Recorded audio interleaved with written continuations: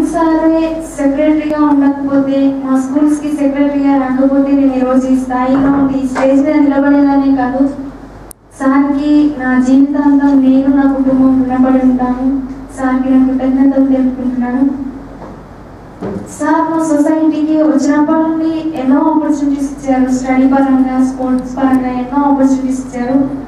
అందులో mountaineering opportunity అని last year సెప్టెంబర్లో పెట్టారు. ఈ ఆపర్చునిటీ రాగానే నన్ను ప్రతి ఒక్క స్కూల్ నుండి ఇద్దరు అమ్మాయిలను, ఇద్దరు అబ్బాయిలను, 9th నుండి ఒకళ్ళను, ఫస్ట్ ఇయర్ నుండి ఒకళ్ళను రమ్మని సర్కులర్ పంపించారు. మదన్ సార్ గారి కృషి కూడా ఎంతో ఉంది. సార్ కూడా ఎంతో ఎంకరేజ్ చేశారు. సార్కి కూడా నా కృతజ్ఞతలు తెలుపుకుంటున్నాను. ఈ సర్కులర్ పంపించగానే మా స్కూల్లో మా teachers, principal madam Dhanalakshmi madam గారు, మా పీఈటీ టీచర్స్ స్వప్న మేడం గారు, సంధ్య మేడం గారు, మా టీచర్స్ అందరూ పూర్ణ ఎక్కుతుంది, పూర్ణ స్పోర్ట్స్లో చాలా యాక్టివ్ ఉంది, ప్రతి ఒక్క దాంట్లో చాలా యాక్టివ్ ఉంది అని చెప్పేసి నన్ను సెలెక్ట్ చేశారు. పూర్ణ ఎక్కుతుంది, ఎలాగైనా ఎక్కి మన స్కూల్కి మంచి పేరు, మన సొసైటీకి మంచి పేరు తీసుకొస్తుందని స్కూల్ నుండి సెలెక్ట్ చేసి నన్ను భువనగిరికి పంపించారు. భువనగిరిలో నేను 5 days ట్రైనింగ్ తీసుకున్నాను. ఆ 5 days ఫస్ట్ రోజు మాకు ట్రైనింగ్ ఇవ్వడానికి మమ్మల్ని భువనగిరికి తీసుకెళ్లారు. భువనగిరికి వెళ్ళగానే ఆ బండను చూడగానే వామ్మో దేవుడా, దీన్ని ఎలా ఎక్కుతారు, ఇది సాధ్యమా, మనుషులు అన్న వాళ్ళు దీన్ని ఎక్కుతారా అని చాలా భయపడ్డారు. కానీ అది మాకు ట్రైనింగ్ ఇచ్చిన ట్రైనర్స్ శేఖర్ బాబు సార్ గారు, అలాగే పరమేష్ కుమార్ సార్ గారు, వీళ్ళిద్దరూ మంచి ట్రైనింగ్ ఇచ్చి మంచి టెక్నిక్స్ చెప్పారు, ఇలా ఎక్కాలి అని చెప్పేసి వాళ్ళు ఎంకరేజ్ చేశారు.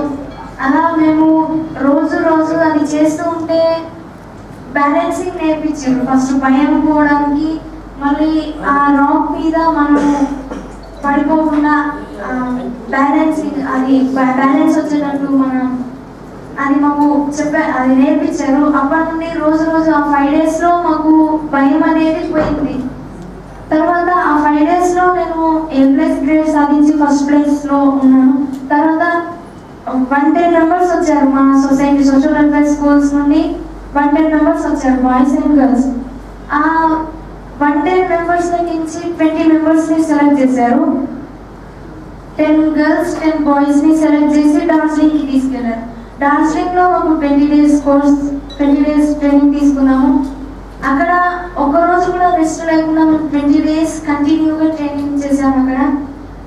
అక్కడ మేము ice craft, snow craft, rock craft నేర్చుకున్నాము. ఐస్లో, స్నోలో ఎలా నడవాలి, ఎలాంటి ఎక్విప్మెంట్స్ యూజ్ చేయాలి, ఎలాంటి డ్రెస్సెస్ వేసుకోవాలి, ఎక్విప్మెంట్స్ వేసుకొని ఎలా నడవాలి, ఇవన్నీ మాకు అక్కడ చెప్పారు. తర్వాత మేము అక్కడ మా యంగెస్ట్ టీమ్గా మేము 20 members మేము అక్కడ 17,000 అడుగులు ఎత్తైన రెనాక్ పీక్ని మేము సబ్మిట్ చేసాము. అక్కడ ఆ 20 days కోర్స్లో బాగా చేసిన వాళ్ళను, ఆ చలికి యాక్టివ్గా మంచి అడ్జస్ట్ అయిన వాళ్ళను 9 membersని సెలెక్ట్ చేశారు. ఆ 9 membersని సెలెక్ట్ చేసి లదాఖ్కి తీసుకెళ్లారు, వింటర్ ఎక్స్పెడిషన్కి. లదాఖ్లో మేము 10 days ట్రైనింగ్ తీసుకున్నాము. ఆ 10 days మేము -35 టెంపరేచర్లో ఉన్నాము. ఈ వింటర్ ఎక్స్పెడిషన్ మేము ఎందుకు తీసుకున్నామంటే ఎవరెస్ట్కి వెళ్ళేటప్పుడు -60 టెంపరేచర్, 55 టెంపరేచర్లో ఉంటాం. కాబట్టి ముందే మనము -35, 40 టెంపరేచర్కి అడ్జస్ట్ అయి ఉంటే తర్వాత అక్కడ అడ్జస్ట్ కావచ్చు అనేసి మాకు ఈ ట్రైనింగ్ ఇచ్చారు లదాఖ్లో. ఆ 10 days మేము చలికి ఎలా అలవాటు కావాలి, ఎలా ఉండాలి, చలిలో ఎలాంటి డ్రెస్సెస్ వేసుకోవాలి, ఇంకా అక్కడ పక్కన చిన్న మౌంటైన్స్ హైకింగ్ చేయడం, ఇవన్నీ అక్కడ 10 days. మళ్ళీ టెంట్స్ ఎలా వేసుకోవాలి, టెంట్లో ఎలా ఉండాలి, అవన్నీ మాకు అక్కడ నేర్పించారు. ఆ 10 days అవన్నీ నేర్చుకొని మేము తర్వాత ఆ 9 members నుంచి 2 సెలెక్ట్ చేశారు. అది నన్ను, నాతో పాటు ఆనంద, నేను 2 సెలెక్ట్ చేశారు. 2 సెలెక్ట్ చేసి మా గౌరీగడ్డి స్కూల్లో 3 months ట్రైనింగ్ ఇచ్చారు. డైలీ మేము 26 kilometers జంగింగ్ చేస్తూ ఎక్సర్సైజెస్, మెడిటేషన్, యోగా ఇవన్నీ చేస్తూ పొద్దున 4 నుంచి 9 వరకు అవన్నీ కంప్లీట్ చేసి మళ్ళీ 10 o'clock వరకు రెడీ అయ్యి మళ్ళీ స్కూల్కి వెళ్ళేవాళ్ళం. స్కూల్ కూడా మా స్టడీ కూడా కంటిన్యూ చేసాము. తర్వాత మళ్ళీ స్టడీ అయిపోయాక మళ్ళీ సాయంత్రం వచ్చి మళ్ళీ ప్రాక్టీస్ చేసేవాళ్ళం. ఇలా మేము 3 months ట్రైనింగ్ తీసుకున్నాము. 3 months ట్రైనింగ్ తీసుకున్నాక మేము ఎవరెస్ట్కి బయలుదేరే ముందు మా పేరెంట్స్ని గౌలిదొడ్డికి రమ్మన్నారు. గౌలిదొడ్డి స్కూల్, సోషల్ వెల్ఫేర్ స్కూల్కి రమ్మన్నారు. అక్కడికి వాళ్ళు వచ్చాక మా ట్రైనర్స్ వాళ్ళకు మేము కూడా వరకు భువనగిరిలో, డాన్షన్లో, లదర్లో ట్రైనింగ్ తీసుకున్న ఫొటోస్, వీడియోస్ అన్నీ చూపించారు. ఇలా ఉంటుంది, మరి మీ అమ్మాయి వెళ్తే వస్తుందో లేదో తెలియదు, వచ్చిన ఏదో కాలో చెయ్యో ఏదో ఇరిగి వస్తుంది, మరి మీరు పంపిస్తారా అంటే మా అమ్మ కొంచెం కంగారు పడ్డది. అంటే అమ్మలకు ఎప్పుడు కొంచెం బాధనే ఉంటుంది.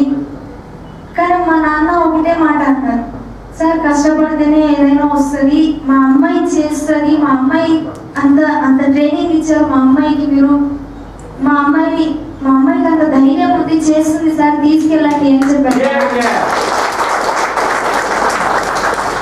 ఈరోజు వాళ్ళ ఎంకరేజ్మెంట్, వాళ్ళ పర్మిషన్ ఉండడం వల్ల కూడా నేను ఈరోజు ఈ స్థాయిలో నిలబడి ఉన్నాను. ఈరోజు మా నాన్న మా అమ్మ వాళ్ళు పర్మిషన్ ఇవ్వకపోతే నా ప్లేస్లో వేరే వాళ్ళు ఉంటుండే, వాళ్ళకు కూడా నా ధన్యవాదాలు తెలుసుకుంటున్నాను. తర్వాత మేము April 6th మా ఎవరెస్ట్ జర్నీ స్టార్ట్ చేసాము. April 15th ఎవరెస్ట్ బేస్ క్యాంప్కి చేరుకున్నాం. ఎవరెస్ట్ బేస్ క్యాంప్కి చేరుకోగానే అక్కడ వెళ్ళగానే చాలా చలిగా అనిపించింది, కానీ మేము ఆ వెదర్కి అడ్జస్ట్ అవ్వగలిగాం. ఎందుకంటే ఇంతకుముందు మేము -35 టెంపరేచర్లో ట్రైనింగ్ తీసుకున్నాం కాబట్టి ఆ వెదర్కి అడ్జస్ట్ అయ్యాము. అక్కడికి వెళ్ళాక చాలా కష్టాలు పడ్డాను. ఎలాగైనా ఎక్కాలి, ఎలాంటి కష్టం వచ్చినా నేను గుర్తు చేసుకుంది మా సెక్రటరీ సార్కి ఇచ్చిన మాటను నిలబెట్టుకోవాలా, సెక్రటరీ సార్ కోరికను నెరవేర్చాలి. ఎలాగైనా నన్ను స్కూల్ నుండి నమ్మకంగా సెలెక్ట్ చేసి పంపించిన మా టీచర్స్, వాళ్ళ మాటను కూడా నేను నిలబెట్టాలి. మా పేరెంట్స్ నా కూతురు చేస్తుంది అని ధైర్యంగా నన్ను ముందుకు పంపించారు, ఎంకరేజ్ చేసి. వాళ్ళకు నా మీద ఎంత నమ్మకం ఉంటేనో ఆ నమ్మకాన్ని కూడా నేను నిజం చేయాలని ధైర్యంగా ముందుకు సాగాను. నేను ఈ ఎక్స్పిడిషన్లో ఎక్కడ భయపడింది, నేను డెత్ జోన్ అని క్యాంప్ 3 మన వరల్డ్లో హైయెస్ట్ క్యాంప్ అది. అక్కడికి వెళ్ళగానే నేను శవంని చూడగానే చాలా భయపడ్డాను. కానీ వీళ్ళందరినీ గుర్తు చేసుకొని దేవుడిని ప్రేర్ చేసుకొని ముందుకు సాగాను. నాకేం కాదు, నేను వెళ్ళగలను అని ధైర్యంగా ముందుకు సాగాను. అక్కడి నుండి అంటే 24th మే రోజు నేను ఆ క్యాంప్లో ఉన్నాను, క్యాంప్ 3లో ఉన్నాను. లాస్ట్గా ఆ రోజు 24th రోజు బయలుదేరితే 25th రోజు సబ్మిట్ అవుతుంది. లాస్ట్ ఒకటే రోజు ఏం కాదు, ఇంత దూరం వచ్చాను, ఇది ఎక్కలేనా అని భయపడకుండా నేను ముందుకు సాగి సబ్మిట్ చేశాను. 25th రోజు మార్నింగ్ నేను 6 AM పైన రీచ్ అయ్యాక నాకు కాన్ఫిడెన్స్ వచ్చింది. నేను కూడా ఏదైనా చేయగలను, ఏదైనా సాధించగలను, అది ఎటువంటిదైనా సరే నేను సాధించగలను అని నాకు కాన్ఫిడెన్స్ వచ్చింది. తర్వాత చాలా మంది అంటుంటారు, అబ్బాయిలే ఏదైనా చేయగలరు, వాళ్ళకి అంత దమ్ము ఉంది, వాళ్ళకి అంత బలం ఉంది, వాళ్ళే చేయగలరు అని అంటూ ఉంటారు. కానీ నేను అమ్మాయిలు కూడా ఏదైనా సాధించగలరు, అది ఎటువంటిదైనా సాధించగలరు నిరూపించడానికి నేను వెళ్ళాను. అవకాశం ఇస్తే ఎవరెస్ట్నే కాదు ఆకాశాన్ని కూడా అందుకోగలము అని నిరూపించడానికి వెళ్ళాను. అలాగే మన జాతీయ జెండాను, దాంతోపాటు కొత్తగా ఏర్పడిన తెలంగాణ జెండాను కూడా, అలాగే మా స్వెరోస్ ఫ్లాగ్ని కూడా నేను ఎగరవేశాను. అలాగే దాంతోపాటు డాక్టర్ బిఆర్ అంబేద్కర్ గారి ఫోటో, అలాగే ఎస్ఆర్ శంకరన్ గారి ఫోటోని కొద్దిసేపు అక్కడ పెట్టాను. పైకి వెళ్ళాక గాలి చాలా ఉంది, ఇంకా నేను తొందరగా రీచ్ అయ్యాను. అంటే ఆ రోజు చాలా మంది ఉంటారు, వేరే కంట్రీస్ నుండి క్లైంబ్ చేయడానికి కూడా వచ్చిన వాళ్ళు ఉన్నారు. వాళ్ళంతా పెద్ద వాళ్ళు ఉన్నారు, కానీ ఆ రోజు నేనే ఫస్ట్ రీచ్ అయ్యాను మౌంట్ ఎవరెస్ట్. చాలా ఆనందించింది. పైకి వెళ్ళాక చెప్పారు, నువ్వే ఫస్ట్ రీచ్ అయ్యావమ్మా అంటే చాలా సంతోషించాను. కానీ ఇంత పెద్ద వాళ్ళు ఉన్నారు, వాళ్ళే ఫస్ట్ రీచ్ అవ్వలేకపోయారు, నేను రీచ్ అయ్యాను అని చాలా సంతోషించాను. తర్వాత అక్కడ చుట్టూ చూస్తే పెద్ద పెద్ద మౌంటైన్స్ ఉన్నాయి, చాలా బాగుంది. చుట్టూ ఎంత బాగుందంటే చెప్పలేను. పైనుండి ఇంకా కింద మేము వేసుకున్న టెంట్స్ క్యాంపులు కనిపిస్తున్నాయి, చాలా బాగుంది. నైట్ టైంలో మేము 24th రోజు నైట్ బయలుదేరాము 9:30కి. 24th మే రోజు నైట్ 9:30కి బయలుదేరాము. నైట్ చుక్కలను చూస్తే అబ్బా, ఆ నల్లటి చీకటిలో వైట్ గా స్టార్స్ ఎంత బాగుందంటే నిజంగా అది నేను నా లైఫ్ లో కూడా మర్చిపోలేను. మళ్ళీ మేము ఎక్కేటప్పుడు ఒక మనిషి వెళ్ళేంత దారిలో వెళ్ళాలి, ఒక మనిషి మాత్రమే వెళ్తాడు. ఇప్పుడు మన బస్సులది బైకులది ట్రాఫిక్ జామ్ ఎలా అవుతుందో అలాగే మనిషి వెళ్తుంటే ఒకళ్ళ వెనకాల ఒకరు వెళ్ళాలి. ముందు వాళ్ళు ఎంత స్లో ఉన్నా మనం వాళ్ళ స్పీడ్నే ఫాలో అవ్వాలి, అలా ఉంటుంది. పక్క నుండి వెళ్తే పక్కనే పెద్ద పెద్ద లోయలు ఉంటాయి, ఎక్కడ పడిపోతామో పడిపోతే అసలు మన డెడ్ బాడీ కూడా దొరకదు, ఎంత లోతులో పడిపోతాం. కాబట్టి ఒక మనిషి వెళ్ళేంత దారిలోనే వెళ్ళాలి. ఇలాంటి ఒక్కొక్క దగ్గర క్రేవాస్ అని ఉంటుంది. ఇప్పుడు మన భూమి కదిలినప్పుడు ఎట్లా సందులు వచ్చేస్తాయో విడిపోతుంది భూమి, అట్లా అక్కడ క్రేవాస్ అని అది అట్లా స్నోతోనే విడిపోయి ఉన్నాయి. అది చాలా లోతుగా ఉన్నాయి, అందులో పడిపోతే ఇక స్పాట్ లో డెడ్ అయిపోతారు. నిజంగా ఇవన్నీ దాటుకుంటూ నేను ధైర్యంగా ముందుకెళ్ళి సబ్మిట్ చేశాను. కానీ నేను పైకి వెళ్ళి సబ్మిట్ చేసి వచ్చేదాకా నాది వరల్డ్ రికార్డ్ అని నాకు తెలియదు.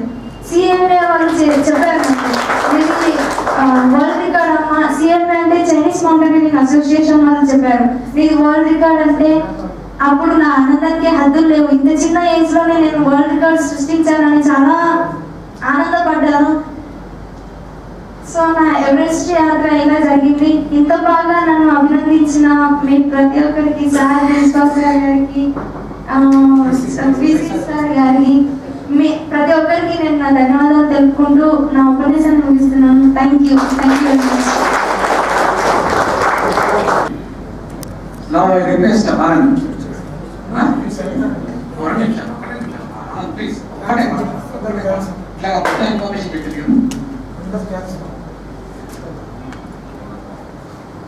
Good morning to one and all. Everest experience, training, everything అని చెప్పేసి, కానీ ఈరోజు నేను మీ ముందు ఎంతమంది ముందు మాట్లాడగలుగుతున్నానంటే ముఖ్యంగా నాకు జన్మనిచ్చిన నా తల్లిదండ్రులకి నేను కృతజ్ఞతలు తెలుపుతున్నాను. తర్వాత ఈ opportunity doctor RS Praveen Kumar sir, IPS officer, ఆయనకి మరియు నాకు ట్రైనింగ్ ఇచ్చిన trainers Shekhar Babu sir and Paramesh Kumar సార్కి నేను నా యొక్క హృదయపూర్వక ధన్యవాదాలు తెలుపుకుంటున్నాను. నా ఎవరెస్ట్ ఎక్స్పీరియన్స్లో నేను సవాల్ చూసినప్పుడు కూడా చాలా భయపడ్డాను, కానీ నాతో పాటు డాక్టర్ బిఆర్ అంబేద్కర్ నాతో వస్తున్నాడని నేను నమ్మాను. ఆ యొక్క ఆత్మవిశ్వాసమే నన్ను ఎవరెస్ట్ పైకి నడిపించింది అండ్ సక్సెస్ఫుల్ అయ్యి నేను మన ఇండియాకి తిరిగి రావడం జరిగింది. అండ్ నాకు ఫెలిసిటేషన్ చేసిన ఇంతగా అభినందించిన బీసీ సార్ గారికి మరియు ప్రిన్సిపల్ వినోద్ కుమార్ సార్ గారికి అండ్ పెద్దలందరికీ మరియు సభకు ఇచ్చేసిన ప్రతి ఒక్కరి పేరు పేరున నా యొక్క హృదయపూర్వక కృతజ్ఞతలు తెలుపుకుంటూ ముగిస్తున్నాను. Thank you, Anand and Purna for coming. ఈ సందర్భంగా నేను ఒకటే చెప్తున్నాను, కొంతమంది కుట్ర చేసి రాజకీయ చేసిలో ఉన్న కోదండరామ్ గారు లేదంటే మిగతా నాయకులు ఎవరైతే ఉన్నారో ప్రవీణ్ కుమార్ గారిని ట్రాన్స్ఫర్ చేయాలని కుట్ర చేస్తున్నారు. ఈ కాలేజీ నుండి చెప్తున్నాను, నిన్న కూడా చెప్పాను, కోదండరామ్ ఇంటికి వెళ్ళి చెప్పాను, ప్రవీణ్ కుమార్ గారి యొక్క తీసేస్తే కోదండరామ్ గారు జైలు పోతారు. అలా రెండో సవాలే లేదు, సెకండ్ థాట్ లేదు. కోదండరామ్ జైలు పంపించే కార్యక్రమం చేస్తారు లీగల్ గా ఎదుర్కోవడానికి కోదండరామ్. ఎందుకంటే కోదండరామ్ కార్పొరేట్ శక్తులకు వత్తాసు పలుకుతున్నాడు.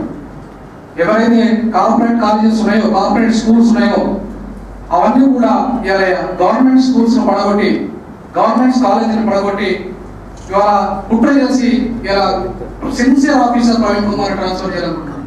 ఎందుకంటే వాళ్ళు చాలా కింది కులాలకు సంబంధించి వాళ్ళందరినీ అత్యున్నత స్థాయికి తీసుకొచ్చే పరిస్థితిలో ఇలా ప్రవీణ్ కుమార్ పనిచేస్తున్నాడు. 18 గంటలు పనిచేస్తున్నాడు పర్ డే. ఏ ఆఫీసర్ నేను కూడా తెలంగాణ గారు ఇండియా కూడా పనిచేస్తున్నా లేదు, is working for 18 hours. Sincere ఆఫీసర్ని కోదండరామ్ గాని రాజకీయం చేసిన ఏ నాయకుడు కానీ పంపాలని కుట్ర చేస్తే మాత్రం వాళ్ళందరి మీద ఎస్సీ ఎస్టీ అట్రాసిటీ కేసు నేను పెడతాను. వాళ్ళందరినీ జైలుకి పంపించే కార్యక్రమం తీసుకుంటానని సందర్భంగా హెచ్చరిక చేస్తున్నాను. ఇక్కడ మా మిత్రుడు మైసయ్య గారు, తెలంగాణ అంబేద్కర్ సంఘం నుండి భూషి గారు, అంబేద్కర్ వాళ్ళు, వీళ్ళంతా మహాజనన్న, వీళ్ళంతా ఉన్నారు ఇక్కడ దళిత నాయకులు. ఇవాళ అఫీషియల్ ప్రోగ్రాం కాబట్టి రేపు వాళ్ళందరినీ పిలుస్తారు. కృపాకర్ గారు ఉన్నారు ఇక్కడ, అనేక ప్రముఖ దళిత నాయకులంతా కూడా ఇక్కడ ఉన్నారు. రేపంతా కూడా వాళ్ళతో సమావేశం ఉంది. కోదండరామే కాదు, ఇంకెవరైనా సరే ప్రవీణ్ కుమార్ జోలికి వస్తే ఊరుకునేది లేదని ఈ సందర్భంగా హెచ్చరిక చేస్తూ, ఏ దళితులు కూడా ప్రపంచ మేధావి అయిన డాక్టర్ బిఆర్ అంబేద్కర్ వారసుగా చెప్తున్నాను, ఏ దళితులకు అవమానం జరిగినా, ఏ దళిత ఉద్యోగికి అవమానం జరిగినా, ఏ దళిత సమాజానికి అవమానం జరిగినా చూస్తూ దళిత సమాజం ఊరుకోదని ఈ సందర్భంగా హెచ్చరిక చేస్తాను. మీడియా మిత్రులకు కూడా చెప్తున్నాను, నేను చెప్పిన మాటలు యథాతథంగా దయచేసి రాయమని కోరుకుంటున్నాను. Thank you.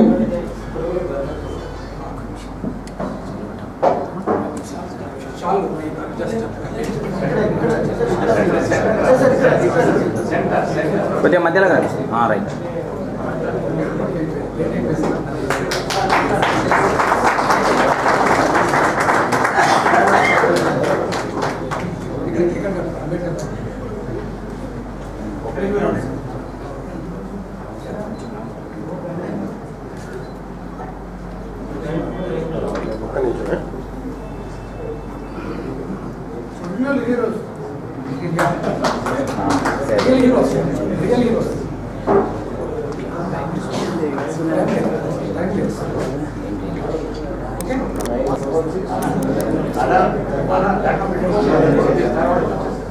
పెట్టుకుంటే ఆడుకుంటుంది. దండం పెట్టుకుంటే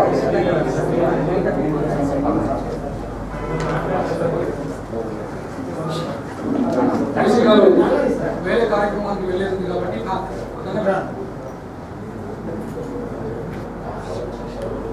నెక్స్ట్ ఇయర్ తెలుసుకుంటాం.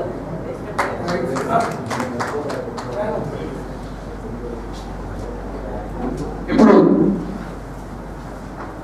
బుక్కులు రిలీజ్ చేయవలసిందిగా మన గౌరవనీయులు వేసి గారిని కోరుకుంటున్నాను. స్మాలర్ స్టేట్స్ సోషల్ జస్టిస్, చిన్న రాష్ట్రాల్లో ఎట్లా సామాజిక న్యాయం ఉండాలి, ఎలా కింది వర్గాలకు న్యాయం జరగాలనే అంశం మీద బుక్ రిలీజ్ ఫంక్షన్. ఎందుకంటే ఈరోజు అన్ని ప్రోగ్రామ్ పెట్టడానికి కారణం ఏంటంటే హిస్టారికల్ డే కాబట్టి ఈ రోజు ఇవి రిలీజ్ చేయడం జరుగుతుంది.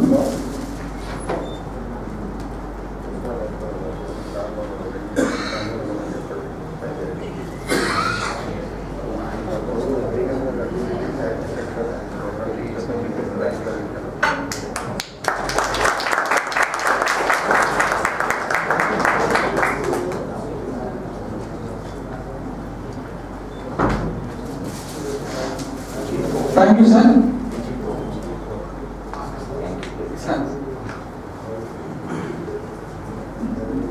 Next, felicitation to our honorable Vice Chancellor గారికి.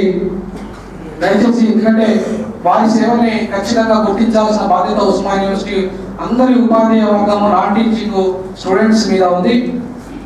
నాకు తెలిసి నేను ఇంతకుముందు చెప్పినట్టుగానే 200 దాదాపు అసిస్టెంట్ ప్రొఫెసర్స్ 200 దాకా, సుమారు 200 వరకు చేసిన చరిత్ర ఎవరిది లేదు, బీసీ గారు సత్యనారాయణ గారు తప్ప.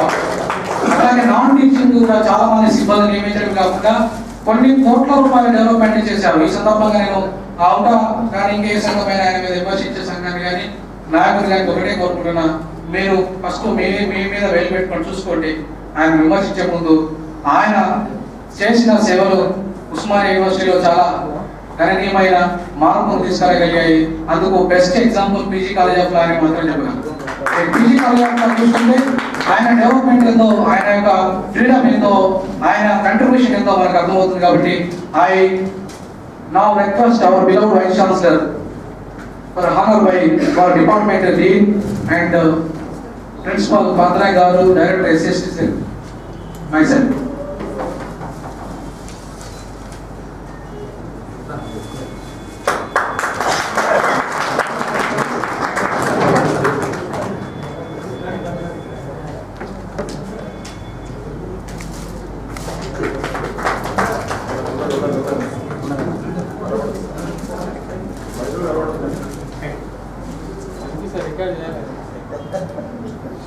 కనబడుతుంది. ఉద్దేశము ఈ చైర్ ఎందుకు వచ్చింది, ఈ చైర్ చేసే పని ఏంటి అనేది చెప్పాల్సిన బాధ్యత ఉంది. ఇప్పుడే ఇంతకుముందే చెప్పినట్టుగా ఇది హిస్టారికల్ చైర్. ఇండియాలో 11 మందికి ఇలాంటి చైర్స్ గవర్నమెంట్ ఆఫ్ ఇండియా ఇస్తే భారత రాజ్యాంగం మీద అధ్యయనం చేయడానికి నాకు రావడం, ముఖ్యంగా పీజీ కాలేజ్ ఆఫ్ లా ఈ కాలేజీకి రావడం అనేది, మాకు రావడం అనేది చాలా గర్వకారణంగా నేను భావిస్తున్నాను. ఈ చర్య యొక్క ముఖ్య ఉద్దేశము doctor BR Ambedkar ideology, philosophy, ఆయన థాట్స్ మరియు ఆయన పడిన శ్రమ రాజ్యాంగ రచన మీద, ఆయన మూమెంట్, వీటన్నిటిని అధ్యయనం చేశారు. ఈ రాజ్యాంగము ఎవరి ప్రయోజనాలను కాపాడుతుంది? 67 ఏళ్ల స్వతంత్ర భారతదేశంలో ఇంకా 80% జనాభా ఇంకా కొంతమంది సంపన్న వర్గాలు, సంపన్న కులాల మీదనే ఆధారపడి ఎందుకు బతుకుతున్నది? అది రాజ్యాంగం తప్ప, పాలకుల తప్ప? ఒకవేళ రాజ్యాంగం తప్ప అయితే నిజానికి ఏ రాజకీయ నాయకుడైనా రాజ్యాంగం యొక్క మౌలిక స్వరూపాన్ని అట్లీస్ట్ ప్రియాంబుల్ చదివాడని సందర్భంగా నేను అడుగుతున్నా. అట్లీస్ట్ ప్రియాంబుల్ ప్రవేశికం చదివాడా? ఓ ఎమ్మెల్యే కానీ, ఓ ఎంపీ కానీ, ఒక మంత్రి కానీ, ఒక ముఖ్యమంత్రి కానీ, ఒక ప్రధానమంత్రి కానీ కరెక్ట్గా ప్రియాంబుల్ని చదివి ఉంటే 60 ఏళ్ల స్వతంత్ర భారతదేశంలో ఎస్సీ, ఎస్టీ, బీసీ, మైనారిటీలకు సంబంధించిన 120 కోట్ల మంది, దాదాపు 125 కోట్లలో 100 కోట్లకు పైగా ఉన్న ఈ జనాభా ఎందుకు ఇంకా పేదరికంలోనే ఉంది? ఎందుకు ఇంకా విద్యలో 60% మాత్రమే విద్యను కలిగి ఉంది? చైనా తీసుకోండి, వాళ్ళ సంవత్సరం ఎప్పుడు వచ్చింది. జపాన్ తీసుకోండి, చిన్న చిన్న దేశాలు ఇవాళ ఈ ఎంతో అభివృద్ధి చెందుతున్నాయి. అనేక రంగాల్లో కనీసం 200 విశ్వవిద్యాలయాల్లో ఒక్క విశ్వవిద్యాలయం కూడా మనది లేదు. అంటే మీ మెరిట్ అంతా ఏమవుతున్నట్టు? ఇంత ప్రతిభ అని చెప్తున్నారే మీరు. ఈ దేశంలో మీ ప్రతిభ ఏమైతుంది? ఎందుకు అమెరికా పోటీ పడలేకపోతున్నాం? ఎందుకు చైనాతో పోటీ పడలేకపోతున్నాం? అఫ్రాల్ జపాన్తో ఎందుకు పోటీ పడలేకపోతున్నాం? ఇది రాజ్యాంగం తప్ప, పాలకులు తప్ప? ఇది రాజ్యాంగం తప్పైతే రాజ్యాంగ మౌలిక స్వరూపం ఏం చెబుతుందంటే, ఈ భారత పౌరులమైన మేము స్వేచ్ఛ స్వతంత్రాలు కలిగి ఉండి మేము రాసుకుంటున్న రాజ్యాంగం లేదు. మా ప్రజలందరికీ సామాజిక, ఆర్థిక, రాజకీయ న్యాయం జరగాలి. జరిగిందా? సామాజిక న్యాయం జరిగిందా? ఎందుకు జరగట్లేదు? ఎందుకు అన్ని కులాలు సమానంగా అని రాజ్యాంగం చెబుతున్నప్పుడు కూడా, అందరు మనుషులకు సమానంగా అని రాజ్యాంగం చెబుతున్నప్పుడు కూడా ఇంకా ఎందుకు అసమానతలు పాటిస్తున్నారు? ఎందుకు ఒకటే కాలంలో ఉన్న ప్రజలు, ఒకటే భారతీయులైన ప్రజల్ని అంటాని వాళ్ళుగా, ముండ్రాని వాళ్ళుగా ఇంకా ఎందుకు చూస్తున్నది సమాజం? కారణం ఏంటి? రాజ్యాంగంలో ఉన్న లోపాలు ఏమన్నా ఉన్నాయా, లేదా పాలకుల లోపాలు ఉన్నాయా, లేదా ఈ mind set, society mind set లో ఉందా? ఈ సామాజిక న్యాయం ఎందుకు జరగట్లేదు? ఆర్థిక న్యాయం ఎందుకు జరగట్లేదు? ఇలా దీనిపై అంబానీ 1000 కోట్లు, 1,00,000 కోట్లు ఎదుగుతున్నాడు. మరి అంబానీ సంపాదించిన సంపాదనలో 10% భారత సమాజానికి పంచిన ఇలా భారత సమాజం పేదరికంలో ఉండేది కాదు. మరి ఇవాళ ఆర్థిక న్యాయం అంటే అంబానీలు సృష్టించడమా, క్యాపిటలిస్టులను సృష్టించడమా, కార్పొరేట్ హాస్పిటల్ సృష్టించడమా, కార్పొరేట్ విద్యను సృష్టించడమా? ఏంటి రాజ్యాంగం అంబేద్కర్ ఇచ్చిన మౌలిక డిస్ట్రిబ్యూటివ్ జస్టిస్ చేయాలని అంబేద్కర్ చెప్పాడు. డిస్ట్రిబ్యూటివ్ జస్టిస్ అంటే అందరికీ సమానమైన వనరులను పంపిణీ చేయాలా, ఉద్యోగాలను పంపిణీ చేయాలా, ఆర్థిక సంపదను పంపిణీ చేయాలా? మరి కొంతమంది చేతులు ఎందుకుంది ఆర్థిక సంపద? కొంతమంది చేతుల్లో భూమి ఎందుకుంది? కొంతమంది చేతుల్లో అధికారం ఎందుకుంది? కొంతమంది చేతుల్లో ఉద్యోగాలు ఎందుకున్నాయి? కొంతమందికి ఎందుకు పరిమితమైంది? రాజ్యాంగం అందరికి ఇవ్వాలన్నప్పటికీ కూడా Babasaheb Ambedkar distributive justice, economical justice కావాలని చెప్పినప్పుడు కూడా ఎందుకు జరగట్లేదు? అట్లాగే పొలిటికల్ జస్టిస్ ఇంకా కూడా 33% రిజర్వేషన్ పైన అడుగుతున్నారు. అసలు బాబాసాహెబ్ అంబేద్కర్ 50లోనే హిందూ కోడ్ బిల్లు ద్వారా 50% రిజర్వేషన్స్ మహిళలకు కావాలని చెప్పాడు ఈ దేశంలో. ఎవరు చెప్పలేదు. బాబాసాహెబ్ అంబేద్కర్ ఒక్కడు మాత్రమే ఈ దేశంలో అన్ని రకాల సమస్యలు చూపెట్టాడు.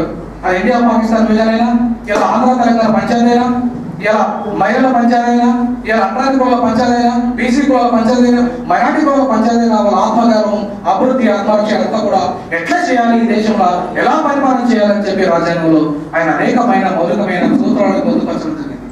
మరి ఇంత గొప్ప మౌలికమైన సూత్రాలు రాజ్యాంగంలో ఉండగా వాటిని అమలు చేయడంలో వైఫల్యం చెందుతున్న పాలకులు ఇలా ఇది రాజ్యాంగం తప్పు, రాజ్యాంగం సవరించాలి. ఎన్నిసార్లు రాజ్యాంగం సవరిస్తారండి? మీరు ఎన్నిసార్లు రాజ్యాంగాన్ని సవరించినా కూడా ఆ సవరణలు కొన్ని వర్గాలకు ఉపయోగపడే విధంగా మాత్రమే ఉన్నాయి. ఎందుకు మీరు హైయర్ జ్యుడిషియల్ ఉన్నత రిజర్వేషన్ ఎందుకు ప్రవేశపెట్టలేకపోతున్నారు? ఎస్సీ ప్రమోషన్ ఎందుకు ఆపలేరు? ప్రైవేట్ రంగంలో రిజర్వేషన్ ఎందుకు ఇవ్వలేకపోతున్నారు? అన్ని వర్గాలకు మహిళలకు 50% రిజర్వేషన్ ఎందుకు ఇవ్వలేకపోతున్నారు? రాజ్యాంగం మౌలిక సూత్రాలకు విరుద్ధమైనవని. భూమి పంచడం రాజ్యాంగం నేరమా? చదువు ఫ్రీగా అందించడం రాజ్యాంగం నేరమా? కాబట్టి రాజ్యాంగంలో ఉన్న మౌలికమైన ఈ సూత్రాలన్నింటినీ అధ్యయనం చేస్తూ నిజమైన ప్రజాస్వామ్యం అంటే ప్రజల చేత ప్రజల కొరకు ప్రజల ద్వారా పరిపాలించే ప్రభుత్వము, ఆ అన్ని రంగాల్లో అందరికీ సమానమైన వాటా, సమానమైన గౌరవం అని లభించే ప్రభుత్వము ఇలా ఉండాల్సిన బాధ్యత ప్రజాస్వామ్యం అంటే అర్థం అది. సో అందుకే అంబేద్కర్ ఏమంటాడంటే what is democracy? Whether democracy is only for the some class sections or whether democracy for the people. Democracy అంటే కొంతమంది కోసమేనా? ఒక సెక్షన్ కోసమేనా? అధికారం ఒక సెక్షన్కు, సంపద ఒక సెక్షన్కు, ఇవి మాత్రమే డెమోక్రసీకి అర్థాన్ని ఇస్తాయా? ఇవాళ మోడీ మొత్తం దేశాన్ని అన్ని రంగాల్లో అభివృద్ధి చేస్తానని చెప్తున్నాడే, కానీ ఎక్కడ అంబేద్కర్ మాట ఎత్తకుండా, రాజ్యాంగం యొక్క మౌలికమైన స్వభావం మాట ఎత్తకుండా నువ్వు ఎలాంటి అభివృద్ధి చేస్తావు మోడీ అని ఈ సందర్భంగా ప్రశ్నించాల్సిన చేయలేము. నేను చాలా స్పష్టంగా చెప్తున్నాను, భారత రాజ్యాంగం విలువని మోడీకి తెలవకుండా ఈ దేశంలో మార్పు అసాధ్యము మోడీ. కాబట్టి మిత్రులారా, ఇవన్నీ మౌలికమైన అంశాన్ని చర్చించడానికి మాత్రమే రాజ్యాంగ పీఠం ఏర్పాటు చేయడం జరిగింది. ఈ రాజ్యాంగము కేవలము బిల్లులు పెట్టుకొని, పుస్తకాలు రాసుకొని, బిల్లులు పెట్టుకొని పబ్లిక్ చేసేసి పడేసి అయిపోయింది, ఈ డబ్బులు ఇచ్చిన 1,75,00,000 రూపాయలు ఏదైతే ఇచ్చిందో ప్రభుత్వం వాటితో పని అయిపోతుంది అని చెప్పడానికి కాదు మిత్రులారా. What is knowledge? Knowledge is nothing but experience. Knowledge for transformation, knowledge for liberation, education for liberation అని చెప్పి అంబేద్కర్ చెప్పాడు. What is education? ఎడ్యుకేషన్ అంటే డిగ్రీలు పట్టాలు సంపాదించుకొని పోవడమేనా? ఈ మార్పులో, ఈ రకమైన మార్పులు, సామాజిక ఆర్థిక మార్పులు, రాజకీయ మార్పులు, ఇలా మనవంతుగా లీగల్ ఫెటర్నిటీ యొక్క డ్యూటీ ఏంటంటే to transform the society. Law is nothing but to transform the society. చాలా మంది చట్టము వాళ్ళ చుట్టంగా భావిస్తున్నారు. అసలు చట్టం యొక్క ముఖ్య ఉద్దేశం ఏంటంటే ఈ సమాజాన్ని మార్చడం. చట్టం యొక్క ముఖ్య లక్ష్యం ఏంటంటే ఈ సమాజంలో శాంతిని డెవలప్ చేయడం. చట్టం యొక్క ముఖ్య ఉద్దేశం ఏంటంటే ఈ సమాజంలో పేదరికాన్ని, మనిషికి, ప్రతి మానవుడు, ప్రతి భారతీయ గౌరవాన్ని అందించడం చట్టం యొక్క ముఖ్య ఉద్దేశం. అవి తెలుసుకోకుండా, ఆ మౌలిక రూపాన్ని తెలుసుకోకుండా చట్టాన్ని ఎట్లా దుర్వినియోగం చేసి కోర్టు సంపాదించాలి, ఏ రకంగా చట్టాన్ని, ఏ రకంగా రాజ్యాంగ ఉల్లంఘనకు పాల్పడాలి, ఏ రకంగా అయితే మనం అతి తొందరగా డెవలప్ కావాల్సి కోర్టు సంపాదించవచ్చు, లేదంటే పవర్ సంపాదించవచ్చు, ఇవాళ రకరకాల ఆలోచనలతో చట్టాన్ని దుర్వినియోగం చేసుకున్న తప్పు వాళ్ళది తప్ప రాజ్యాంగం కాదు, చట్టాలది కాదు. కాబట్టి ప్రెసిడెంట్ నారాయణన్ గారు చెప్పినట్టుగా 75 సంవత్సరాల సొంత రాజ్యాంగ చరిత్రలో, స్వతంత్ర భారతదేశ చరిత్రలో స్వర్ణోత్సవం 50 సంవత్సరాల స్వర్ణోత్సవాల సందర్భంగా ఆయన మాట్లాడడం జరిగింది. ఇది రాజ్యాంగం తప్ప ఈ సమాజంలో మార్పులు రాకపోవడానికి పాలకులు తప్ప, ఇది ఖచ్చితంగా పాలకుల తప్పే, రాజ్యాంగం తప్పు కాదనేది ఈ సందర్భంగా తెలియజేస్తూ, ఇంత మంచి అవకాశాన్ని నాకు కల్పించిన మా గౌరవనీయులు మా వైస్ ఛాన్సలర్ గారు, ఆయన కనుక నన్ను అపాయింట్మెంట్ చేయకపోతే ఉస్మానియా పీజీ కాలేజ్ చరిత్రలో 112-13 సంవత్సరాల తర్వాత ఒక దళితుడు ప్రిన్సిపల్ అయ్యే అవకాశం దక్కిందంటే నేను ఆయన రుణపడి ఉంటాను మా వయసు. అందుకే ఆయన అంటే నాకు ఎప్పుడు ఎల్లవేళ గౌరవం. నాకే కాదు, ఖచ్చితంగా అందరికీ ఆయన మేలు చేయడం జరిగింది. కాబట్టి అలాంటి మా వైశాస్లర్ గారు ఆయన ఇచ్చిన స్వేచ్ఛ వల్ల, ఆయన ఇచ్చిన సహకారంతో ఇవాళ ఉస్మానియా చరిత్రలో మొట్టమొదటిసారిగా ఎందుకు అంటున్నానంటే, ఉస్మానియా యూనివర్సిటీ మాత్రమే బాబాసాహెబ్ అంబేద్కర్ గౌరవ డాక్టరేట్ ఇచ్చింది 1957 జనవరి 12వ తారీఖున. భారతదేశంలో ఎవరూ అంబేద్కర్ గుర్తించలేదు, అంబేద్కర్ మేధస్సును గుర్తించలేదు. నిజాం రాజు సహకారంతో ఉస్మానియా యూనివర్సిటీ గౌరవ డాక్టరేట్ ఇచ్చింది. తర్వాత పీజీ కాలేజ్ మాత్రమే అంబేద్కర్ గుర్తించింది, ఉస్మానియా యూనివర్సిటీ ఎవరు గుర్తించలేదు. ఆమె ఓపెన్ 53 తర్వాత నిజాం రాజు తర్వాత మళ్ళీ పీజీ కాలేజీలో మాత్రమే అంబేద్కర్ సరైన గౌరవం దక్కింది. ఆయన పేరు మీద లైబ్రరీ ఉంది, ఆయన పేరు మీద విగ్రహం ఉంది, ఆయన పేరుతో రీసెర్చ్ సెంటర్ ఉంది. అదే ఇదే పీజీ కాలేజీలో ఇదే స్ఫూర్తితో సెంటర్ ఫర్ సోషల్ జస్టిస్ గా కూడా ఈ సెంటర్ ను డెవలప్ చేస్తున్నాం. ఆయన స్ఫూర్తితో రేపు తెలంగాణలో మొత్తం యావత్ భారతదేశంలో సామాజిక న్యాయాన్ని పునాదులు వేసే రాజ్యాంగ మౌలిక సూత్రాలపై అందరికీ రాజ్యాంగ పీఠకి ముఖ్య ఉద్దేశం నేర్పడానికి ఇక్కడ ఒక preaching centre, preamble preaching centre ఏర్పాటు చేయడానికి చాలా మిత్రులు ఇలా డాక్టర్ ఆంజనేయ గారు వీళ్ళంతా కూడా ప్రియాంబుల్ ప్రీచింగ్ సెంటర్ ఎక్కడ లేదు ఇండియాలో, ఖచ్చితంగా ప్రియాంబుల్ ప్రీచింగ్ సెంటర్ ఈ అంబేద్కర్ చైన్ మీరు తీర్చిదిద్దాల్సిన బాధ్యత ఉందని చెప్పేసి మిత్రులంతా చెప్పడం జరిగింది. వారందరి బ్లెస్సింగ్స్ తో ఖచ్చితంగా దీని యొక్క దేశంలోనే ఒక అత్యున్నతమైన చాలా అద్భుతమైన సెంటర్ గా దీన్ని మార్చడానికి కృషి చేస్తామని, ఖచ్చితంగా వచ్చే వైశాంలో కూడా దీనికి సహకారం అందిస్తారని నేను అనుకుంటూ ఇప్పటిదాకా నాకు ఈ అవకాశాలు ఇచ్చి ఈ కాలేజీ యొక్క అభివృద్ధికి సహకరించిన గౌరవనీయులు మన ప్రియతమ vice chancellor professor S Satyanarayana గారిని మాట్లాడవలసిందిగా కోరుకుంటున్నాను. ఆయన verify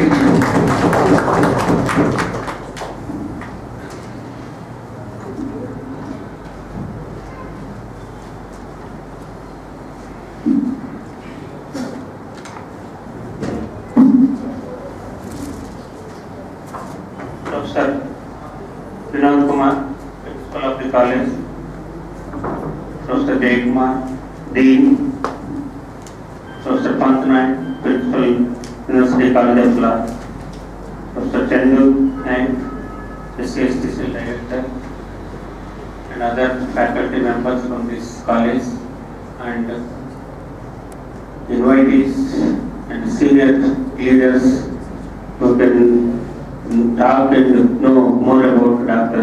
Ambedkar. First of all, I congratulate the principal for getting a grant of 1 crore finance for Dr. Ambedkar. It's a rare opportunity. This much of grant, even science departments are not attracting individual departments. So being at this small college, getting from Ministry of Social Justice, Ambedkar State, it is a laudable, and I once again congratulate Mr. Vinod Kumar. And in this is money is given for the research on Ambedkar, inclusive growth through constitutional measures, because there are some positions are also given, professor, associate professor, etc. And of course, they will be appointed soon after the executive council approval. And I am happy to inaugurate this Dr. Ambedkar chair in this college today. So now, many places getting money is one aspect, and spending the money for the real purpose is another aspect. If the good research is done and published in a repeated articles, I think this college will be recognized, this Ambedkar chair in Law College will be recognized throughout the world. So I request Vinod Kumar and other team who are going to be appointed as a faculty members in the Ambedkar chair in this grant. I think they should work very hard and bring them to this institution and Usmania University because this is a great share, Ambedkar shares, it will be recognized all over the world if you publish anything on this. And this also helps the college to get more and more grants, and also help the university and encourage the other faculty members in the university. So this is Ambedkar chair reward. Somebody can get Gandhi chair, somebody get Buddhist chair, something like that.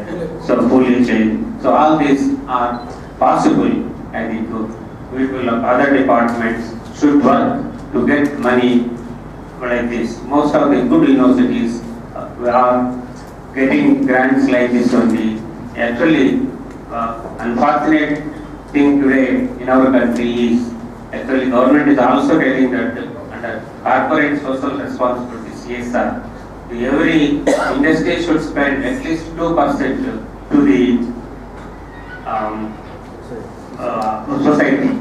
But in that, education is also very, very important. I think our own products, Usmania University products, several industries are there, and I think that culture should come back. And they are not spending money to the Usmania University. For example, one of my batchmates, Palsar, that he has a company of hetero drugs. I think several thousand crores company. Yeah, right. So you can give a chair in chemistry department. You can build a building to the chemistry department. But no industrialist produced from the Usmania University are donating money for the development of the university or the department. Because most of the foreign universities, their development is from the donation of alumni. So they donate crores of rupees. When, for example, Stanford University was once it was a doldrums. They are unable to pay the salaries. Today it is a #1 university. It is because of the alumni donated several millions of dollars to the university, and they have excess money today. And we also should work hard, and even social science students or even law students we should get patents, and those patents should be sellable, and we should be role model to the others. And if we do good research, we can earn money and we can develop and produce, because law, especially the law profession, is very good profession. I think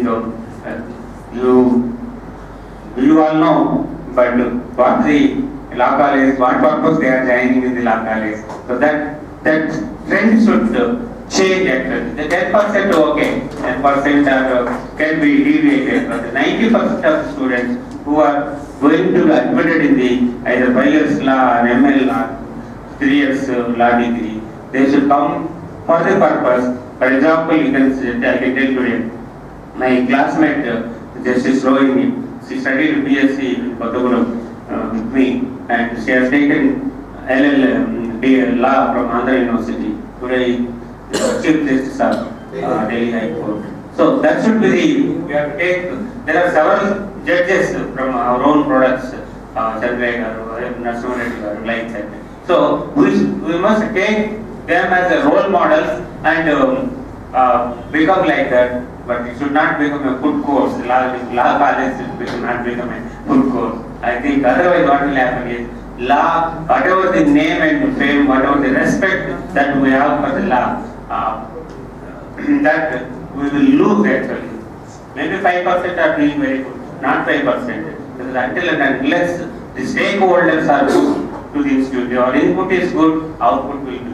If they are good, I think even average student will also become a great teacher, because he has to read, he has to study whole night at home if the student is good. Unfortunately, they are not coming to the classes, and today we are also not preparing, and whatever we know, we are just telling and coming back.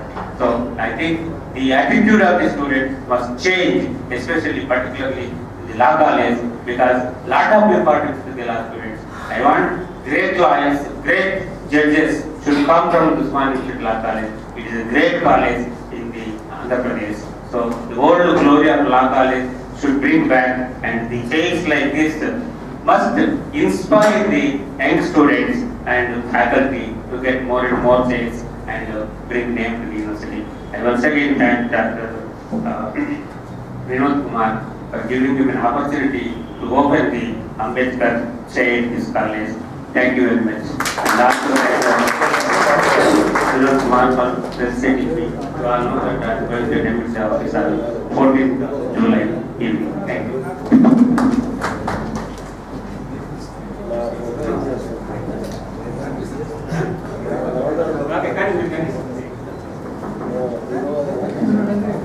Thank you very much.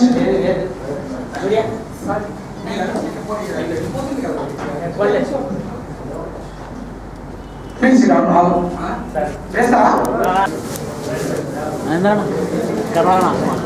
Yeah, all of you come from non-teaching staff, even from teaching staff also.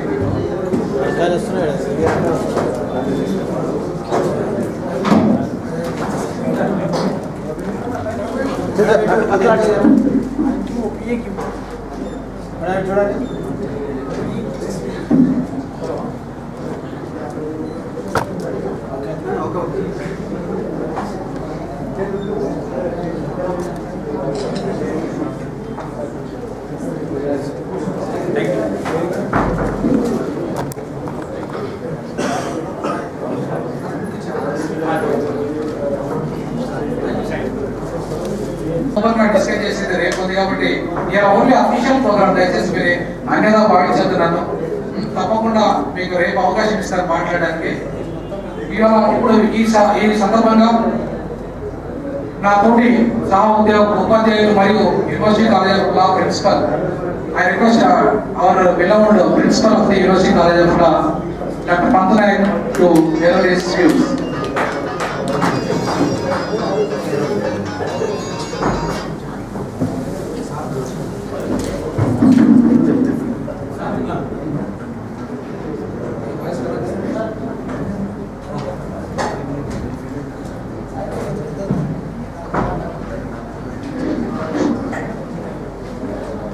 Respected Vice Chancellor, Professor S. Satyanarayana Garu, respected Dean Faculty of Law, Usman University, Professor Jayakumar Garu, respected Chandru Nayak Garu, Director SCST Cell, Usman University Garu, respected Vinod Kumar, Professor Vinod Kumar, Principal, PG College of Law, OU Garu, my colleagues, Professor Pratap Reddy Garu, Professor Ram Prasad Garu, Professor Venkateswara Garu, Vinod Kumar Garu, and Professor Ramarao Garu, my PhD scholars, and other students of the non-teaching staffs. First, I want to say congratulations to Vinod Kumar because this is a first in South India, I think. The Ambedkar chair is first in this university. What Vinod Kumar says that there is no equal distribution of the economic and political justice, economic justice, social justice. It is not a fault of the fundamental rights, but the authority is not implementing. And one thing, they are not implementing in proper. Whatever be the Ambedkar wrote and given the fundamental rights for the SC, ST and BCs also, and that there is no awareness in the village, and the villagers cannot demand regarding the fundamental rights. Therefore, only few people knows the fundamental rights, but the illiterate person, they did not know the rights whatever may be written by the Ambedkar in the Constitution. This is the problem. If this slogan, whatever fundamental rights, first we have to bring in the village level, and we have to teach them regarding the fundamental rights and other rights, whatever may be written by in the Constitution by the Ambedkar Garu. And today he appointed as a chairman of the drafting committee, I think, today. So in few, I don't want to talk about other issues because political and other issues that is going always there. We cannot change it. Political parties or whatever may be, they are planning to, I don't want to get something. So for this and other staffs, thanks for Vinod Kumar to inaugurate this. Thank you and given this opportunity to me to speak about, and that now I am request to Professor Jayakumar Garu will speak on that. On the day of inauguration of Ambedkar chair is missing. So I take this opportunity and I request Dr. Chandu to speak. You have taken over the chair. Respected Vice Chancellor and respected Dean of Law College, Jayakumar Garu, and respected Principal of this Principal College, Vinod Kumar Garu, and Responsible Law College Principal Garu, my dear senior and colleagues, and media, and my Sneha friends, and ladies and gentlemen. ఈ రోజు భారతదేశంలోనే కాకుండా ఇవాళ తెలంగాణలో doctor BR Ambedkar గారి యొక్క చైర్ని ఇక్కడ తీసుకురావడం, అదే రకంగా ఆ సందర్భంగా మిత్రులందరికీ కూడా మరి శుభాకాంక్షలు తెలుపుతూ ఈ యొక్క చైర్ యొక్క ప్రాధాన్యతని, ఈ చైర్ గల ఈ భారతదేశానికి తెలంగాణకి ఎంతైనా అవసరము, దీని యొక్క ప్రాధాన్యతని గుర్తించి ఈ ప్రాజెక్ట్ తీసుకున్నందుకు ముందుగా గాలినందు గారిని మనస్ఫూర్తిగా నేను అభినందిస్తున్నాను. డాక్టర్ బిఆర్ అంబేద్కర్ మీ అందరికీ తెలుసు.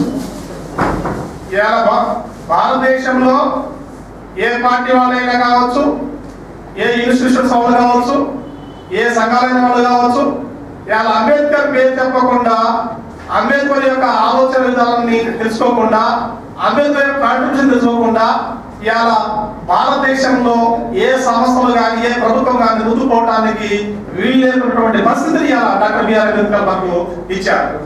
కాబట్టి అంతేకాదు, డాక్టర్ బిఆర్ అంబేద్కర్ చెప్పాలంటే అనేక విషయాలు ఉన్నాయి. ఆయన ఈ భారతదేశంలో తల్లిదండ్రులకు, తన తల్లిదండ్రులకు ఎలాంటి కొడుకు ఉండాలో అలాంటి కొడుకుని కన్నందుకు ముందుగా వాళ్ళ తల్లిదండ్రులు మనకు ఎల్లప్పుడూ కృతజ్ఞతలు ఉండాలి. అంతేకాదు, ఇవాళ గురువులకి ఎలాంటి విద్యార్థి కావాలో, ఇవాళ ఈ భారతదేశానికి ప్రపంచానికి ఇలాంటి ముత్యం లాంటి ఒక విద్యార్థిగా దొరికింది కూడా మనం ఆయన ఆర్మిని కూడా మనం అభినందించాలి. అంతేకాదు, అనేక తత్వవేత్తలు ఉన్నారు.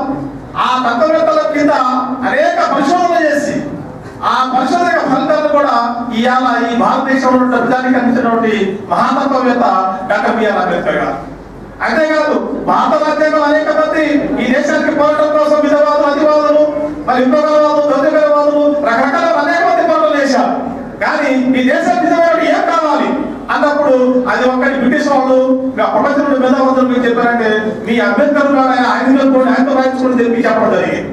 అది డాక్టర్ బిఆర్ అంబేద్కర్ కాంట్రిబ్యూషన్ ఈ దేశానికి. కాబట్టి అలాంటి కాంట్రిబ్యూషన్ అనేక ఉన్నాయి. కాబట్టి అంబేద్కర్ ఈ స్వేచ్ఛ కోసం, స్వతంత్రం కోసం, సౌభ్రతత్వం కోసం, అంతేకాకుండా మనకున్నటువంటి హక్కులని ఈ దేశం అనేక ప్రజలకు ఉన్నటువంటి అంటే ఈ అంటరాంతరాన్ని నిర్మించాలని, అదే అందరికి సామాజిక న్యాయం కావాలని, అందరికీ కూడా రాజకీయ న్యాయం కావాలని, అందరికీ కూడా ఆర్థిక న్యాయం కావాలని, అంతేకాకుండా ఒక మనిషిగా చూడండి అయినా ఈ హిందుత్వాన్ని ఒక కుండుని కడుపడ్డాయి అని చెప్పిన మొదటి అంటే డాక్టర్ బిఆర్ అంబేద్కర్. కాబట్టి అలాంటి అంబేద్కర్ గురించి మనం ఎన్ని మాట చెప్పినా కూడా తక్కువే. కాబట్టి డాక్టర్ బిఆర్ అంబేద్కర్ యొక్క మరి ఆయన యొక్క వారసత్వాన్ని మనం అందిపుచ్చుకొని ఈ దేశంలో ఇంకా అనేక మార్పులు రావాల్సిన అవసరం ఉంది. అంతేకాదు మనలో కూడా చాలా మార్పులు రావాలి. చాలా మంది అంబేద్కర్ అంటున్నాం, అంబేద్కర్ యొక్క విధానాన్ని మనం అనుసరిస్తలేము, అంబేద్కర్ సిద్ధాంతాన్ని అనుసరిస్తలేము, అంబేద్కర్ చెప్పినటువంటి వాటిని కూడా ప్రశ్నిస్తలేము. ఏదో ఇలా అనేక పార్టీలో పడిపోయి అంబేద్కర్ మనం కూడా కొద్దిగా మర్చిపోతున్నట్టు కనిపిస్తుంది. కాబట్టి తిరిగి మన జనం ఏ పార్టీలో ఉన్నా, ఏ సంఘంలో ఉన్నా అంబేద్కరిజాన్ని మర్చిపోకుండా ఈ దేశ యొక్క పౌరులందరూ కూడా ముందుగా తీర్చిదిద్దడానికి కోసం మనం ఇప్పుడు మాట్లాడారు. పూర్ణ గారు, ఆనంద గారు చెప్పారు, ఏ ఒక్క చిన్న అవకాశం వచ్చినా. ఎందుకంటే ఈ ముందు నేను మాట్లాడుతుంటే మా తాత జీతం ఉన్నాడు, మా నాన్న కూలి చేశాడు, నేను ఎస్టీ హాస్టల్ చదువుకొని ఈ స్థితి రాగలిగాను. దానికి కారణం ఏమంటే డాక్టర్ బిఆర్ అంబేద్కర్. కాబట్టి అలాంటి అంబేద్కర్ మహానీయుడు మనం అందరం కూడా మర్చిపోకూడదు. ఇలా వైసైకం ఇలా ఇండస్ట్రీలో ఉన్నాడనే కారణం ఏంటంటే అంబేద్కర్ గారు, ఇలా బంధువులు గారు ప్రిన్సిపల్ అయ్యారు కారణం ఏంటంటే అంబేద్కర్ గారు. కాబట్టి ఇలాంటి వాళ్ళని మనం మర్చిపోకుండా వాళ్ళ నిరంతరం కూడా వాళ్ళ యొక్క చరిత్రని, వాళ్ళ అనుభవాన్ని, అంతేకాకుండా వాళ్ళ అందించడానికి అనేకమైనటువంటి ఈ సామాజిక న్యాయాన్ని సాధించే వరకు మనం ఈ దేశంలో నిష్కరించకూడదు. అందుకనే ఇలా మోడీ చేసినటువంటి ప్రభుత్వాన్ని కూడా మనం బయటపెట్టి రాబోయే కాలంలో ఈ ఎస్టీ బీసీ ఈబీసీ మైనారిటీ వాళ్ళని ఐక్యతపరుస్తూ సమన్వయపరుస్తూ సహకారంతో మళ్ళీ రాజ్యాంగ దిశలో పనిస్తే తప్ప మనకు ఈ హక్కు దక్కదు, ఈ సంపద దక్కదు, ఈ విద్య దక్కదు, ఈ న్యాయం దక్కదు. కాబట్టి వీళ్ళందరూ కూడా అటు పనిచేసే కోరుతూ నాకు అవకాశం మీ పేరు జై అంబేద్కర్, జై భారత్. థ్యాంక్ యూ అన్న. చంద్రనాయక్ అన్న అన్న SC cell director practice person. అందుకే నేను మరీ ఇంతకుముందు వీసీ గారికి అంతకుముందు చెప్పాను, తప్పకుండా అన్నకి ఇవ్వండి, న్యాయం చేస్తారు, చేతి న్యాయం జరుగుతుంది చెప్పడం. వారికి నా మాట గౌరవించి ఇచ్చినందుకు వారు ధన్యవాదాలు తెలియజేస్తూ, అన్న ఇప్పుడు నేను పిల్లగా వచ్చినందుకు ధన్యవాదాలు తెలియజేస్తున్నాను. I request Nitin Raj, member Ambedkar foundation, minister of social justice empowerment, please I welcome sir.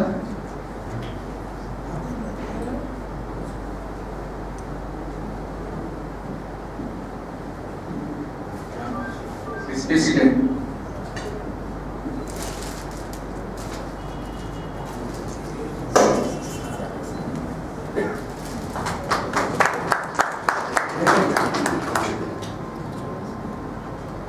Johar Dr. B.R. Ambedkar. Johar. Now I request.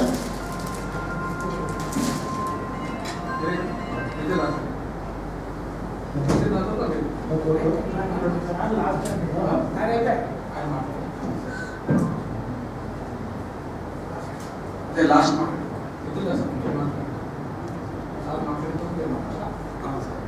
Okay, I request our beloved team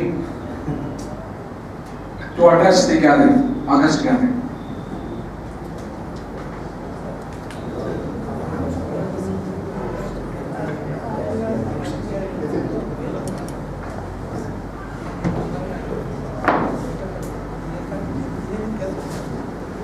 Good afternoon. Morning to scientists, brothers and folks. It's a big program.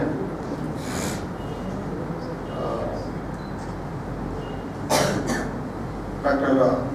Vinod Kumar, the principal of the college, Professor K. Manthanai, the principal of campus law college,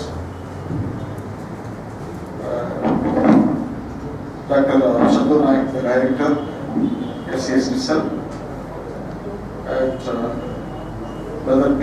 Nitin Raj, member, Dr. B.R. Ambedkar Foundation, Ministry of Social Justice and Empowerment. My esteemed colleagues from the Department of Law and other departments of Usmania University, invitees, and friends from different social institutions and social organizations, and the strong believers of the philosopher Dr. B.R. Ambedkar, and student friends.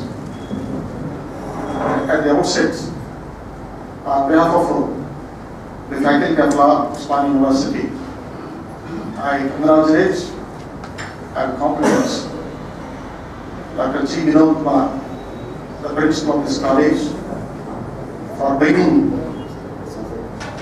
a a chair and the project on Ambedkar studies.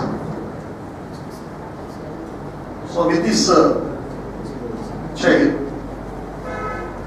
and some of the students, some of the researchers will get an opportunity, particularly in this region, they will get an opportunity to study the philosophy and the contribution of Dr. B.R. Ambedkar in different fields. So while elaborating the chair and the room, that I have seen three important words where Ambedkar used in his life, particularly to indicate the liberal classes. So the first word was that educates. It was written there. Agitates and organize. So whatever the studies that we are doing on political philosophy, or religious philosophy, or constitutional philosophy, and everything should be within the spectrum of these three golden words. Not that whatever we like to speak is not right. So this research should be within the parameters of these three important words. One is educates, agitates, and organize. So as an ordinary prudent person and also a research scholar and a student of political science and constitutional law, I can classify the Ambedkar's contribution and Ambedkar's philosophy into 7 heads. So the first one is Ambedkar's political philosophy. How many of you read a popular book that was an outstanding contribution made by Professor Rajashekar Iyer from Karnataka? That is a great contribution and one of the outstanding research book on the political philosophy of Dr. B.R. Ambedkar. So I request the director of this college and also the principal of this college and to order for those books. And another important book is that, my dear friends, and whoever wants to be an Ambedkarist and wants to know what is Ambedkar, and he should read the Dhananjay Keer's books, Life and Mission of Dr. B.R. Ambedkar, written by Dhananjay Keer. So that book will open the minds and what was the Ambedkar's, what we can say, his life and struggle and how he developed, because Dhananjay Keer was closely observed Ambedkar's movements. That is why that was the first and information. In research, what we can say, we have secondary sources and primary sources. We can say that was the primary source. And another important book, and where I suggest is M.B. Pyle, that is he wrote the constitutional philosophy of Dr. B.R. Ambedkar. So like that, we can study Ambedkar's philosophy into 7 heads: political philosophy, social philosophy, economic philosophy, Ambedkar religion, and Ambedkar Buddhism, Ambedkar labor, and Ambedkar and gender justice. These are the important facets where the research scholars have to concentrate if they want to sit in this library or in this chair, what we call in and around the chair to study. Anyhow, I thank Dr. Vinod Kumar for inviting me, and I would like to share one word with you. You know that every one of us, we know that Ambedkar was the chief draftsman. But every word of the Indian Constitution was not according to his whims and fancies, not according to his own personal philosophy. The reason was that we evolved this constitution on democratic basis. There are different schools of thought in the Constituent Assembly. So different school, Hindu Mahasabha was there, and Congress was there, and Muslim League was there. So their philosophy towards a particular, what we can say, the politics or the social society, they are different. So therefore, what I can say is the framing of the constitution and what we call adopting of the constitution, and everything was not in accordance with the principles or in accordance with the philosophy of Dr. B.R. Ambedkar. And so that's why, while submitting the draft constitution in the Constituent Assembly, and he categorically says, yes, on 26 January 1950, we have equality in politics. On 26 January 1950, we have equality in politics. That means we got only political rights, but still there is inequality in socio-economic life. Still there is inequality in socio-economic life. We must remove this inequality at the earliest possible time. Otherwise, those who are suffering from such inequality shall blow the structure of the political democracy. Shall blow the structure of the political democracy. So it is, if you draw an inference from that, we can say people will revolt against you. I revolt against the system, but that revolt should be in accordance with the constitutional principles, not with the gun, only with the pen. So that what Dr. B.R. Ambedkar says and follows, that is the right perception. With these few remarks, I once again want to compliment the Dr. Vinod Kumar for bringing a great share. Thank you, sir.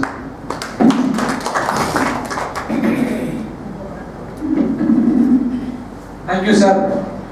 Our beloved Dean of the Indian Faculty of Law. Already we listed more than 350 and important books. Already I brought all the volumes in our law college library. And also, the world-renowned books also will bring in the chain. World-renowned intellectual who has wrote about Ambedkar. I will bring all the books because it should be a research center. You know, one of the world-renowned research center must be in the Ambedkar chain must be developed. Otherwise, there is no use, to inaugurate the chair here. ప్రపంచవ్యాప్తంగా ఒక గొప్ప పరిశోధన కేంద్రంగా తీర్చిదిద్దాల్సిన బాధ్యత నా మీద ఉంది, ముఖ్యంగా ప్రిన్సిపాల్గా. కాబట్టి ఈ కార్యక్రమానికి వచ్చిన మన పిల్లవాడు డీన్ గారికి ధన్యవాదాలు మరోసారి తెలియజేస్తూ, I request B Nitin Raj, member of minister of social justice government. ఆయన ముందు వచ్చింటే బాగుండేది, but so anyhow is for this section he is one of the chief guests. Please share your views. Good afternoon, friends. Good afternoon,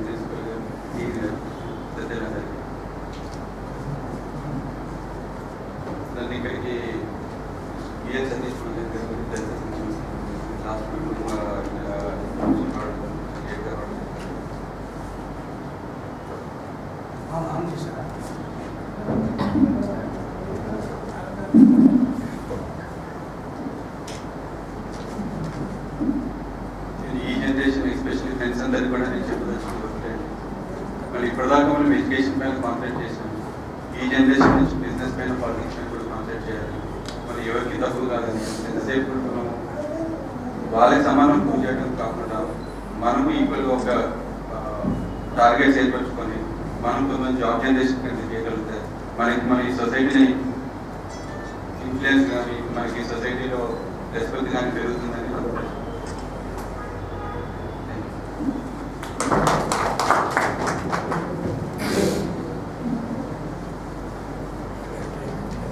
thank you Nitin Raj గారు. యాక్చువల్గా మేము అఫీషియల్గానే letter పంపాము ఫౌండేషన్కి. వాళ్ళు they are busy with their own parliament session. ఇప్పుడు ముందుగా ఈ కార్యక్రమానికి పిలువగానే వచ్చిన సీనియర్ అంబేద్కర్ రైట్స్ వాళ్ళకి మాట్లాడే అవకాశం ఇవ్వకపోయినప్పుడు కూడా ఏమనుకోవద్దని దయచేసి రిక్వెస్ట్ చేస్తూ వారికి చిన్న మెమోటోస్ ఒక ఇవ్వాలని నేను భావిస్తున్నాను. I request MN Bhushi, a great mentor IIT Nalgonda district.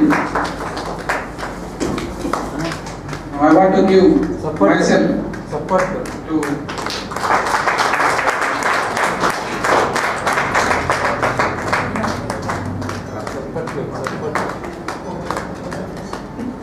Give him to everyone. Yes. Thanks a lot, principal and the director team. I have a request. Right side.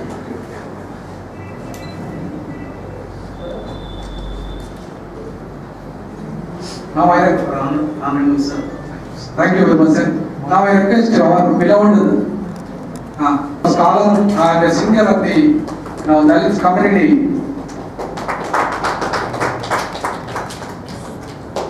Sir, please. I myself Telangana Ambedkar Sangam Adhyakshudu. I request our beloved leader. He is very active in Ambedkarite movement, a dynamic leader.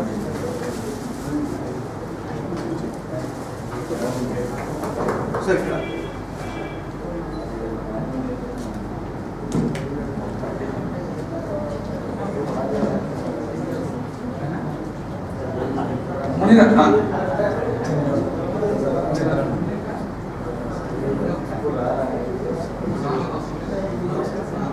I request Muniratna Garu, who worked with Damodar Sanjeev Garu.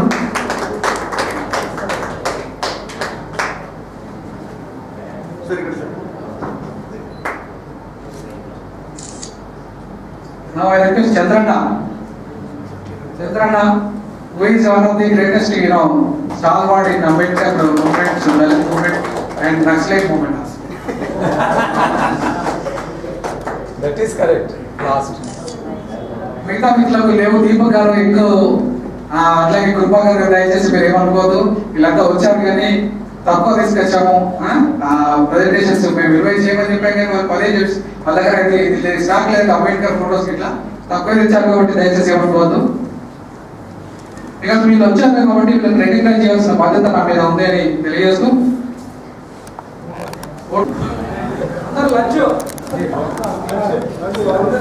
దయచేసి lunch ఉంది.